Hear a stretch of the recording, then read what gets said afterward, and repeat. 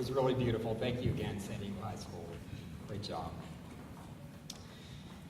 So I do want to thank again Principal Nicole Enriquez and the Sherman community for hosting us tonight. And when we discussed where we wanted to have our State of the District this year, I thought it was important that we come to Sherman. Because the story of Sherman, the rebuilding of Sherman, is really a story that I think all of us can and need to learn from. So as David talked about, Sherman is actually one of the oldest schools in the district, but for a couple of years, in 2006 to 2008, Sherman was closed and rebuilt, and we have a beautiful physical campus that we're enjoying here tonight. But there was more than just creating a new physical structure for this school. The community was very clear about what it wanted in the new Sherman, in the newly rebuilt Sherman. The community organized and had many visioning sessions, and the community came together and said, we want a dual immersion English-Spanish elementary school here in the district. And we want that because we believe that in the position that our community is, that San Diego is, we're part of a global economy. And we want our students to be able to thrive in that global economy, and we believe if they're fully bilingual, that's going to give them a leg up. And at the time, the school board member for this district, unfortunately, although he himself was fully bilingual and bicultural, he believed that in order for young people to survive in this country, they needed to be immersed in English.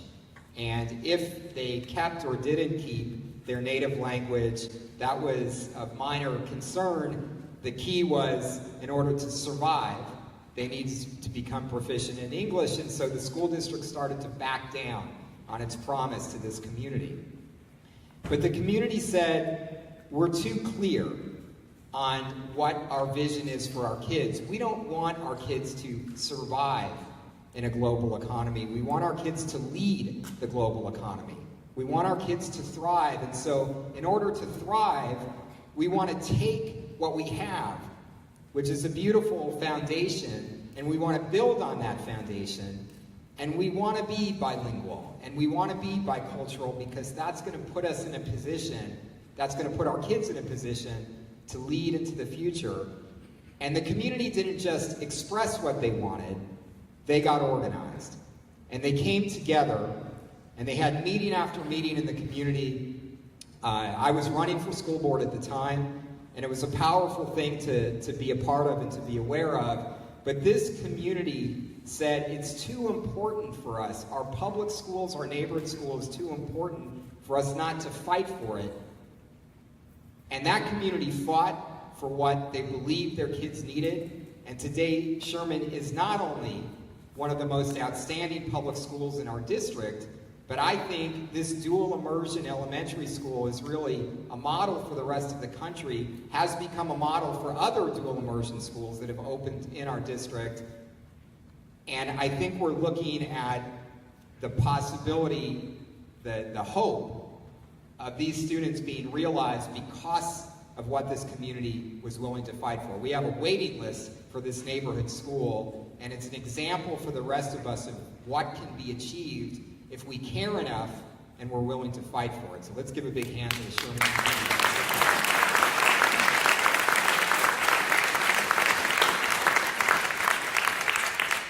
In a couple of moments, we're going to hear from Superintendent Cindy Martin, who's going to talk about the amazing work that goes on every day in our district. Our students, our teachers, our classified staff, our parents, our administrators, our community has come together in school after school after school, and we're seeing amazing results for kids across the district, and we'll hear about those results. But I'm not in the classroom every day. I'm not an educator. I'm a parent. I'm a product of the public school system. My kids are the product of the public school system. But the role I play is I'm elected by you to represent the interests of the community and what we want to see in our public schools. I know that whatever resources we as a community provide to our schools, whatever the challenges our kids face as they come into school, I know that our educators will focus on those kids and will do right by those kids. We see it every day. But as your representative, I'm here to challenge all of us, because the honest truth is that if we reflect on the role we're playing as a community in supporting our schools are in the most fragile place that they've been over the course of our lifetimes. Our schools are in a fragile place because our kids and families are in a fragile place. Our kids in this expensive home, San Diego, our families have for years struggled to make ends meet, dealing with inequality in our economy. But now the housing crisis is hitting our kids and families like it never has before. We saw about 1,000 student decline in our predicted enrollment when the school year started. And although we need to gather all of our evidence, we believe anecdotally that decline is primarily due to the fact that it's more and more difficult for our families to afford to live in San Diego. We think we're seeing families move to the East County, and we know we're seeing families move out of San Diego County and out of California altogether. So we need to understand that the housing crisis is an education crisis. Our kids and our families are fragile because we know for years now we've seen the growth of an incarceration system that, as Michelle Alexander wrote about 5 years ago, has made too many of our families second-class citizens in their own communities. Too many of our families have been placed into, at one point in their lives, the incarceration system, and once you're in, as Michelle Alexander talked about in the new Jim Crow, it's hard to ever get out. Criminal justice reform is an education issue because it affects our kids and our families every day. And now, although it's certainly not a new threat, we've seen a magnified threat since the presidential election in our students and our parents and our families facing the threat of deportation.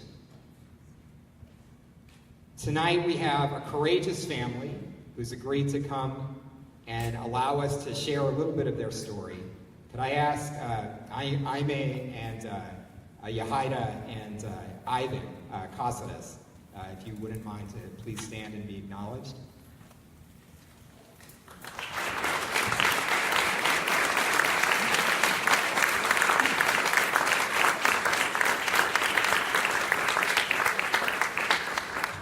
Amy and her husband Gaston, you can sit down, thank you. Amy and her husband Gaston are exactly the kind of parents that we strive for in our district. Active, involved parents, supportive of their kids' education.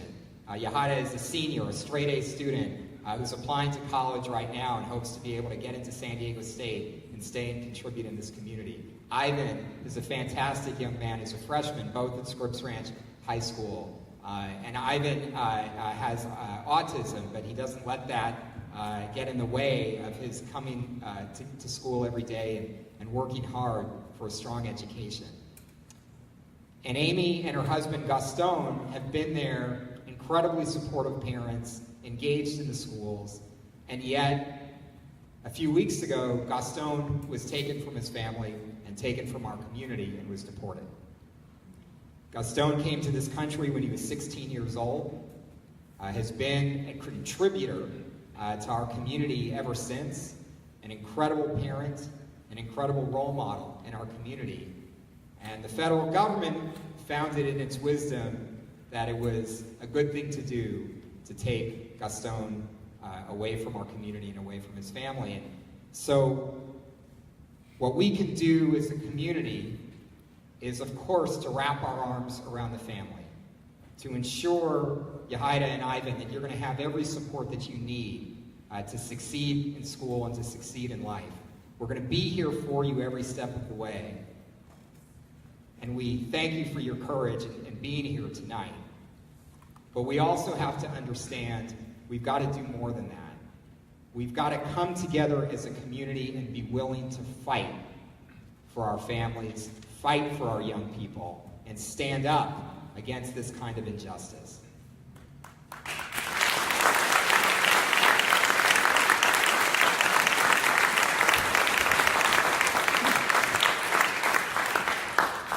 And our schools are fragile, not only because our students and our families are fragile, but because the support that we provide as a community leaves our schools in a fragile place.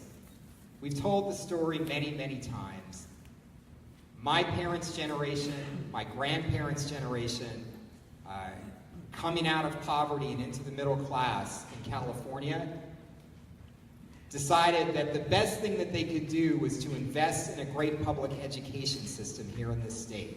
And because of their sacrifice, they created what at the time was the world's best public education system.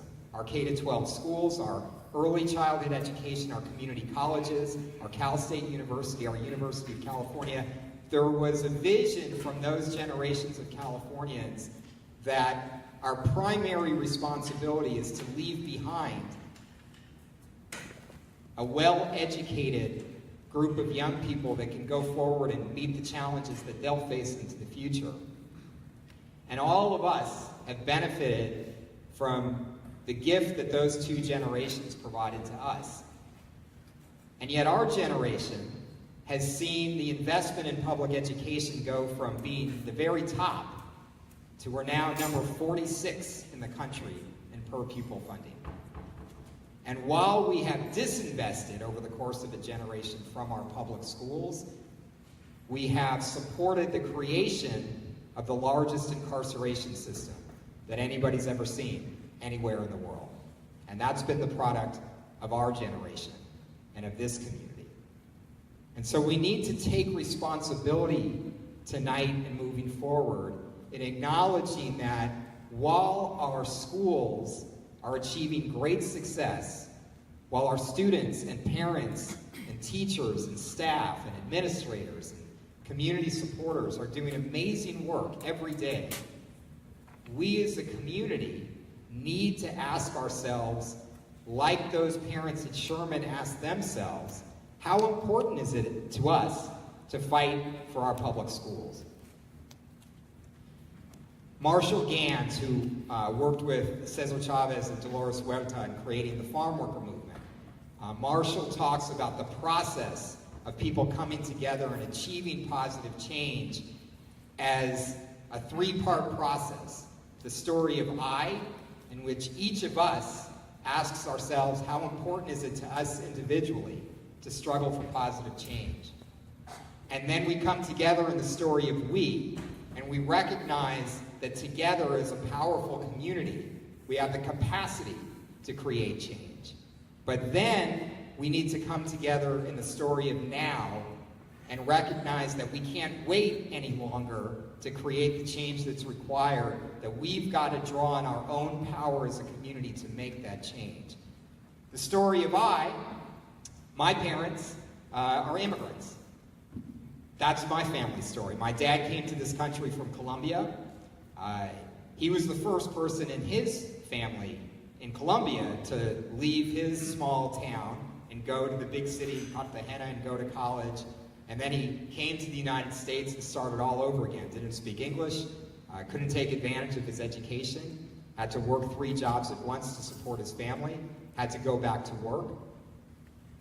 My mother's parents came to this country through Ellis Island from Europe, had nothing when they started out, but worked hard to create a future for their family, and my mother was the first in her family to graduate from college. And in our family's story, it's been the public schools that have made all the difference.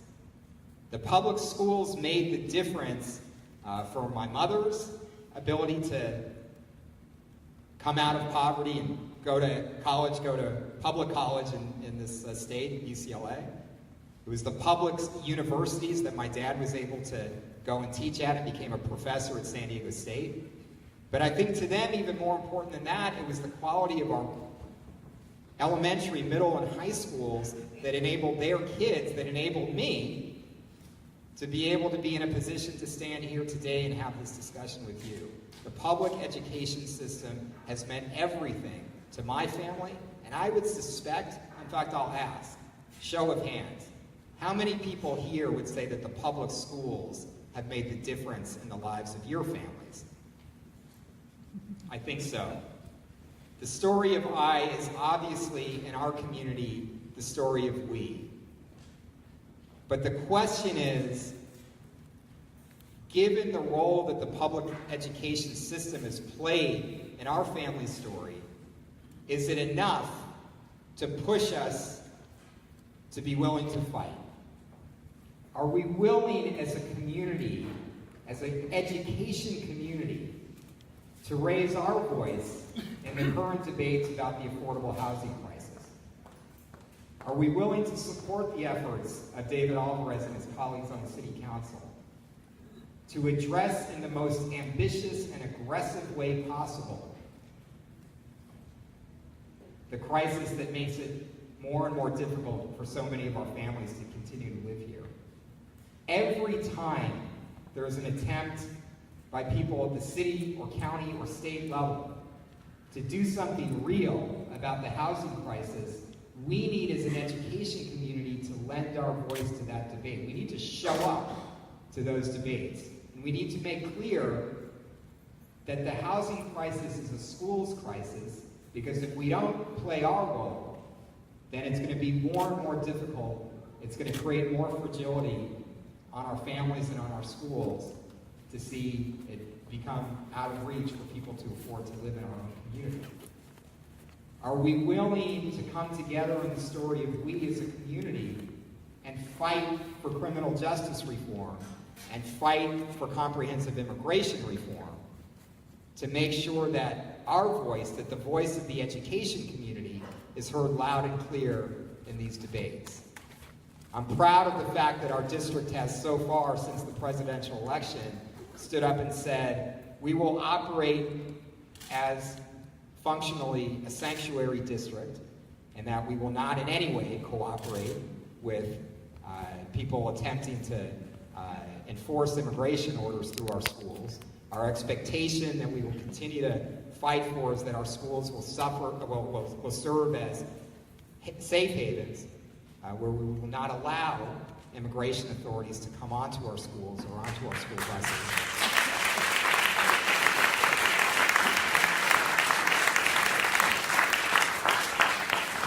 Just recently, under the leadership of our General Counsel, Andra Donovan, if Andra's here, if you could just give us a wave, we filed an amicus brief in support of the challenge to President Trump's executive order rescinding the DACA program. And we will continue to fight with and for our dreamers, but we will make clear as an education community that it's not good enough for a federal solution that protects our young people, but that deports our parents. We will not agree to that form of compromise, and we will fight as an education community for immigration reform that protects all of our students and all of our families in the entire country.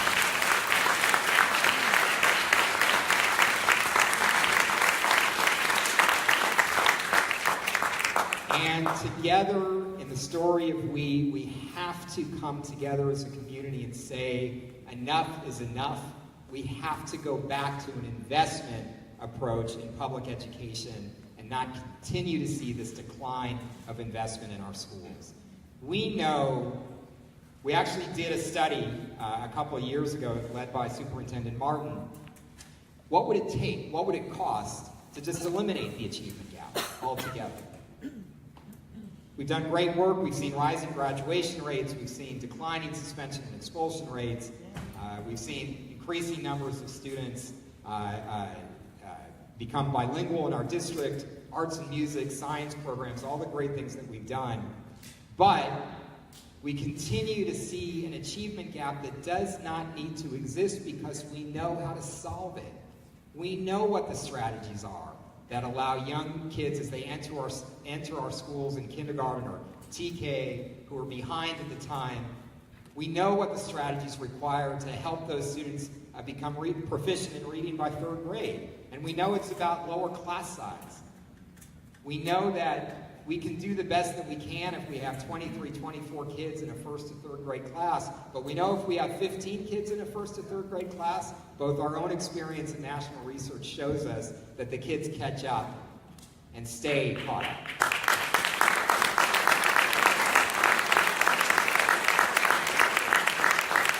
We know that to fully implement our restorative justice model, we have to invest in counseling support.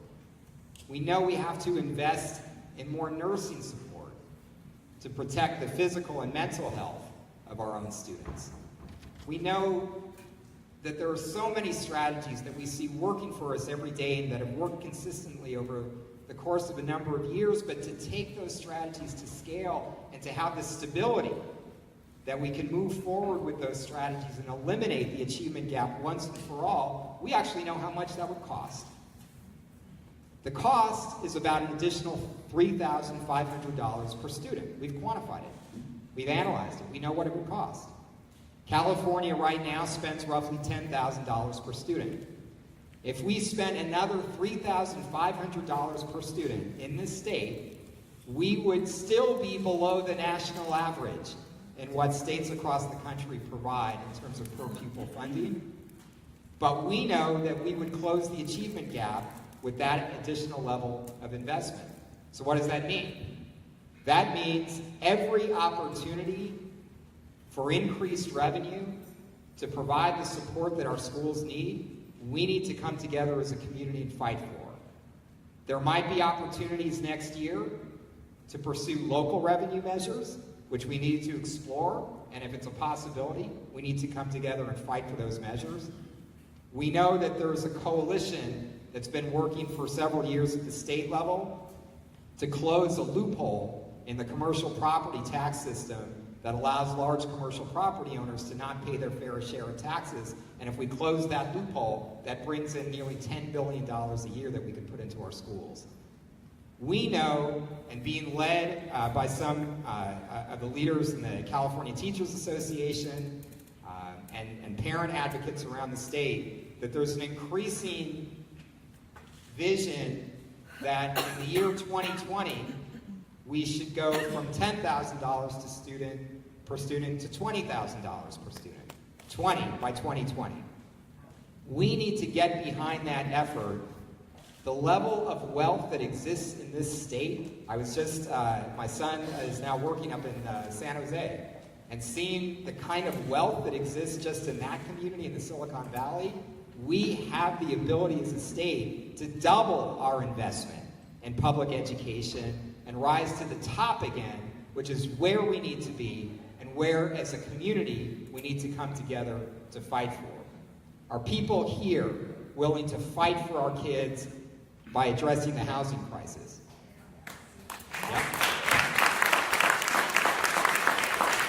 Are people here willing to fight for our kids to face down the deportation threats?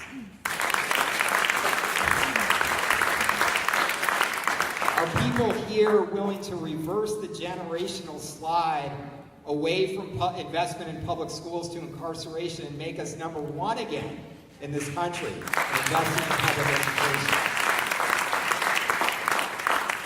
But if we're willing to wage that fight, we can't wait any longer. I've been on the board now, this is my 9th year on the board. We've all seen over the course of a generation what happens to our public schools when we don't stand up and fight.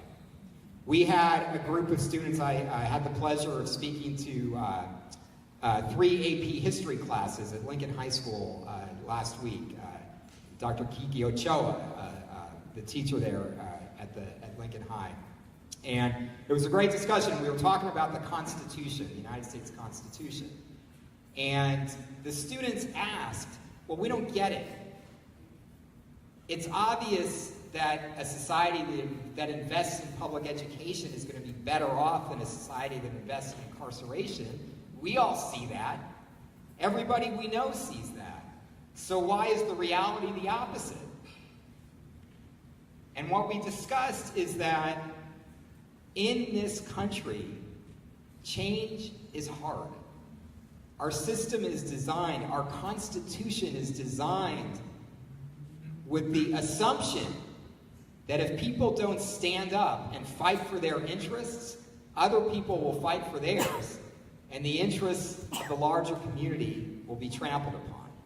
Our Constitution assumes that we're in a competition of interests, where even though everybody in this room would say we need to stand up and we need to invest in public education, that there are still people powerful enough, because they're organized in this society, that fight for the opposite every day. And we need to stand up and do our part. In this country, if we're not willing to stand up and participate and organize and engage and fight, and if we're not willing to do that now, then we will leave a legacy behind as a generation that none of us can be proud of. But if we are willing to stand up and fight for what we believe in, the experience that so many of us have been able to see when we saw the students here in the San Diego High Choir. Who here as a parent has experienced that moment when you see what your kids are doing in school, whether it's their exhibitions or you see the work that they've produced, and you say, my God, I can't believe my kid is that smart. Right? Right? You've experienced that moment. I can't believe what my kids are capable of achieving. The pride and the awe that comes from that, I think that's worth fighting for. But we need to come together, the story of I, the story of we, and the story of now, to win that fight. Our friend Andrew Sharp here in the district reminded me of a play that Seamus Heaney, Nobel Prize-winning Irish poet and writer, produced in the early 90s. And Seamus Heaney grew up in Belfast in Northern Ireland. And his life experience was the experience of a community that needed to face up to a very difficult situation. And Seamus Heaney was cognizant of his own experience, but at the time he was also thinking about the need for the community, of the world community, the global community, to come together to challenge apartheid in South Africa and to challenge so many forms of injustice. And Seamus Heaney wrote, "Human beings suffer. They torture one another. They get hurt and get hard. No poem or play or song can fully right a wrong inflicted and endured. The innocent in jails beat on their bars together. A hunger striker's father stands in the graveyard dumb. The police widow in veils faints at the funeral home. History says, don't hope on this side of the grave." But then, once in a lifetime, the longed-for tidal wave of justice can rise up, and hope and history rhyme. So hope for a great sea change on the far side of revenge. Believe that further shore is reachable from here. Believe in miracle and cures and healing wells, but call miracle self-healing.